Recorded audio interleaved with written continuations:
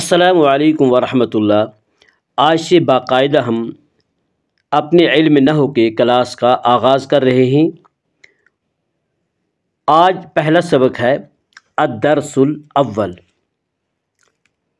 لفظ یعنی جو بھی بات انسان کے منہ سے نکلے اسے لفظ کہتے ہیں۔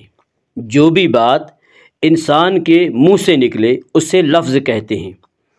لفظ موضوع معنی دار لفظ یعنی جس لفظ کے کوئی معنی ہو، جیسے قلم، کتاب، کراست وغیرہ۔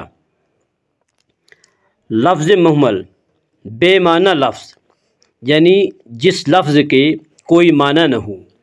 لفظ مہمل بے معنی لفظ یعنی جس لفظ کے کوئی معنی نہ ہو، جیسے ولم، جیسے ہم قلم ولم کہتے ہیں۔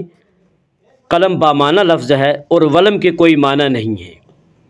پانی وانی، پانی بامعنی لفظ ہے اور وانی کے کوئی معنی نہیں ہے۔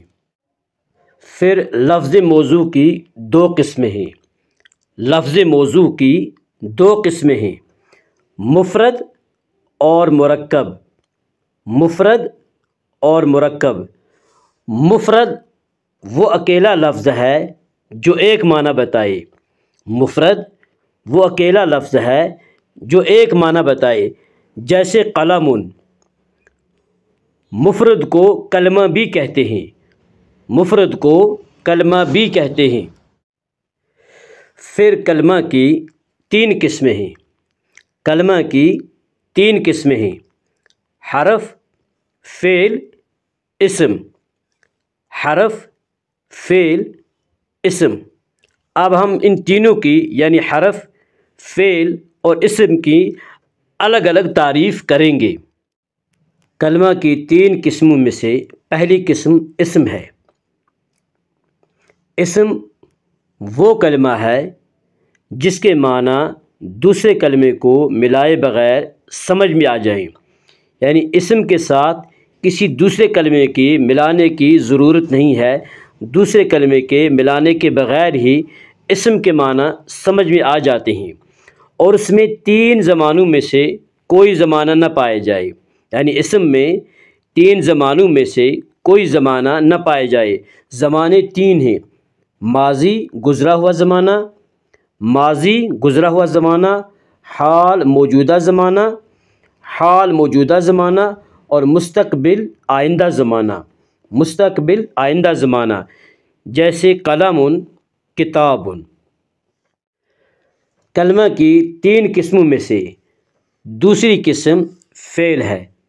کلمہ کی تین قسموں میں سے دوسری قسم فعل ہے۔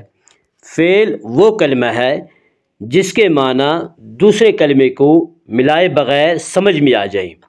فعل وہ کلمہ ہے جس کے معنی دوسرے کلمے کو ملائے بغیر سمجھ میں آ جائیں، یعنی فعل کے ساتھ کسی دوسرے کلمے کی ملانے کی ضرورت نہیں ہے، اور اس میں تینوں زمانوں میں سے کوئی زمانہ پائے جائے، یعنی ماضی، حال اور مستقبل۔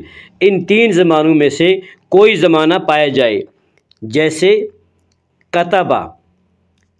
جیسے کتبہ، لکھا اس نے گزشتہ زمانے میں، یعنی اس نے گزرے ہوئے زمانے میں لکھا۔ یکتب، لکھتا ہے یا لکھے گا وہ آئندہ زمانے میں۔ یکتب، لکھتا ہے یا لکھے گا وہ آئندہ زمانے میں۔ کلمہ کی تین قسموں میں سے تیسری اور آخری قسم حرف ہے۔ کلمہ کی تین قسموں میں سے تیسری اور آخری قسم حرف ہے۔ حرف وہ کلمہ ہے جس کے معنی دوسرے کلمے کو ملائے بغیر سمجھ میں نہ آئیں۔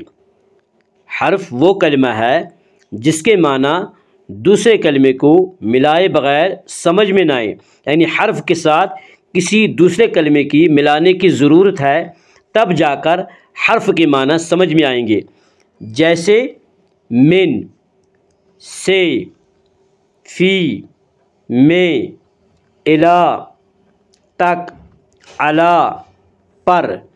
یعنی جب تک ان حرفوں کے ساتھ کوئی اسم یا فعل نہ ملایا جائے گا کچھ فائدہ حاصل نہ ہوگا۔ جب تک ان حرفوں کے ساتھ کوئی اسم یا فعل نہ ملایا جائے کچھ فائدہ حاصل نہ ہوگا۔